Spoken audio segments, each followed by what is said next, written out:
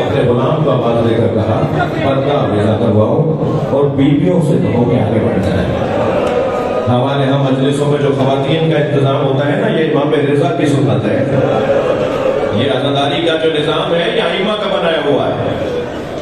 فرمایا پردہ ویزا کرو اور بیویوں سے کہو کہ آگے بڑھ جائیں۔ اور جب پردہ گرا دیا، خانوں کی بیویاں مولا کی بہنیں آ کر بیٹھ گئیں، تو پھر دیبل کو اشارہ کر کے فرمایا دیبل جاؤ ممبر پہ جاؤ اور میرے جد حسین کا مرثیہ سناؤ۔ امام رضا نیچے تشریف فرمائے ہیں، دیبل کو عزت دی، مولا نے فرمایا میرے جد کا مرثیہ سناؤ۔ بیویاں پردے کی اس طرف بیٹھی ہیں، غلام بیٹھے ہوئے ہیں مولا کے۔ دیبل نے مرثیہ شروع کیا، یا فاتی قومی یا ابنۃ الخیر فانظری، اے بہترین مخلوق کی بیٹی فاطمہ، اے خیر خلق الہی کی دختر فاطمہ، اے محمد مصطفیٰ کی دل بند فاطمہ، جنت البقیع کو چھوڑ کے کربلا آ جاؤ۔ اجرکم اللہ، اجرکم اللہ۔ بس 2-3 منزلیں لے رہا ہوں، میں مجلس کو مکمل کر رہا ہوں۔ کہا اے بہترین مخلوق کی بیٹی فاطمہ، جنت البقیع سے کربلا آ جاؤ۔ کربلا میں آسمان سے ستارے اتر رہے ہیں، کربلا میں آسمان سے چاند کے ٹکڑے اتر رہے ہیں۔ اے فاطمہ کربلا آ جاؤ، تمہارا پوتا علی اکبر ایڑیاں رگڑ رہا ہے۔ اجرکم اللہ۔ اپنی آوازوں کو آزاد کریں، میں 2-4 جملے رہ گئے میرے بیان میں۔ اے فاطمہ کربلا آ جاؤ، تمہارے پودے قاسم پہ گھوڑے دوڑائے جا رہے ہیں۔ اے فاطمہ کربلا آ جاؤ، عباس کے بازو کٹے جا رہے ہیں۔ اے سیدہ کربلا میں اب اس نشیب میں آ جاؤ جہاں حسین کو گھوڑے سے گرایا جا رہا ہے۔ یہاں تک دیبل نے مرثیہ پڑھ کر مکمل کر دیا۔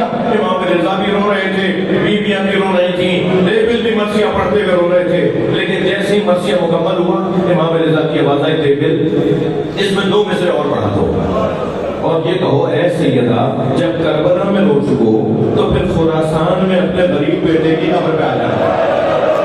اجرکم اللہ، اجرکم اللہ۔ ابھی آپ تابوت کی زیارت کریں گے نا، آپ تابوت کی زیارت کریں گے، یہ سوچ کے تابوت کی زیارت کیجئے گا، یہ سوچ کے کیجئے گا کل غریب الغربا کا تابوت اٹھانے والا کوئی نہیں تھا۔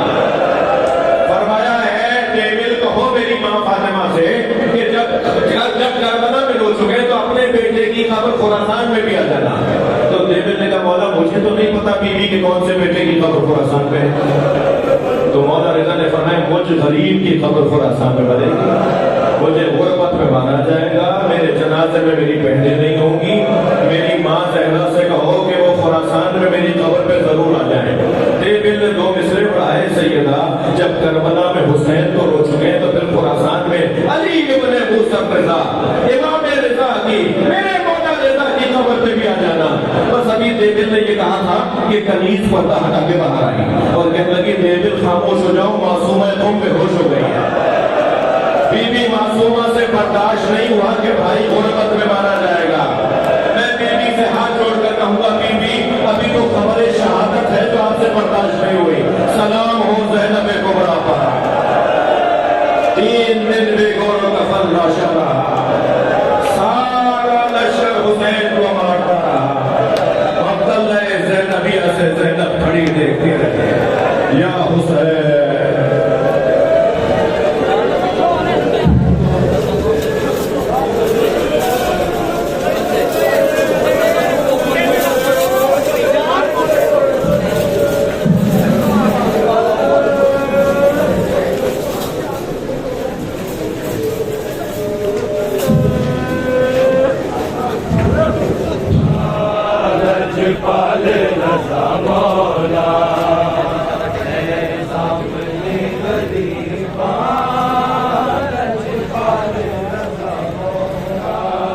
میرے عباس کے پرچم کو اٹھائے رکھنا،